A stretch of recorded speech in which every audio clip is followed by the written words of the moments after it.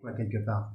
Ben moi, au début, j'étais un petit peu déçue de Monoprix parce que je pensais pas qu'une entreprise allait assigner ses salariés. Moi, je m'attendais pas à ça. Je vous dis franchement, huissier qui arrive au travail et que le directeur qui vient tout souriant avec l'huissier et après il y a les collègues qui sont juste à côté qui te disent Dominique, qu'est-ce qui se passe?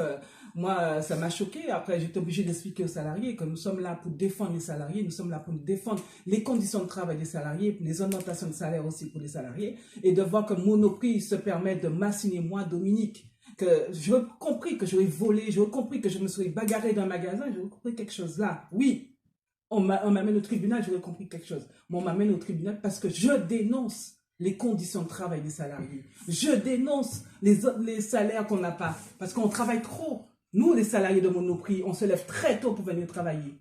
Mais quand on regarde le salaire, à partir du 5, 10 du mois, on n'a plus rien. Comment on fait? C'est des acomptes. Mais quand vous prenez des acomptes, après, il faut payer les agios, il faut tout payer à la banque.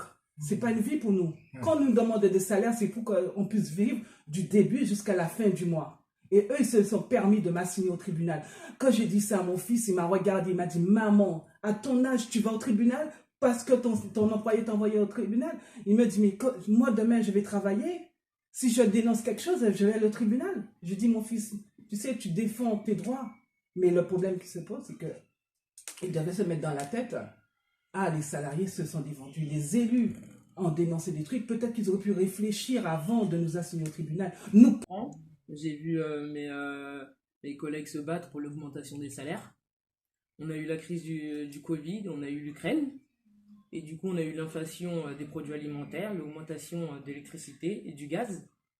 Et même s'il y a eu une baisse de prix sur les produits de première nécessité, nous ce qu'on demande, oui, c'est l'augmentation des salaires.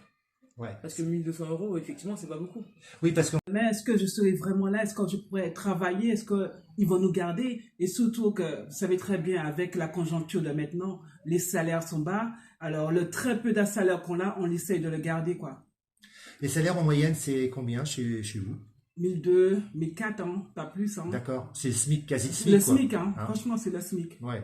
Parce que là, c'est paradoxal, c'est que les heures d'ouverture, on l'a déjà dit dans d'autres émissions, mais se sont quand même allongées. C'est-à-dire c'est 20h30, 21h. Au plus tard, 22 heures, hein. D'accord. 22 heures, c'est vrai. Parce que vous savez qu'on avait assigné Monoprix pour fermer à 21 heures, mais ils ont fait appel, ils ont gagné.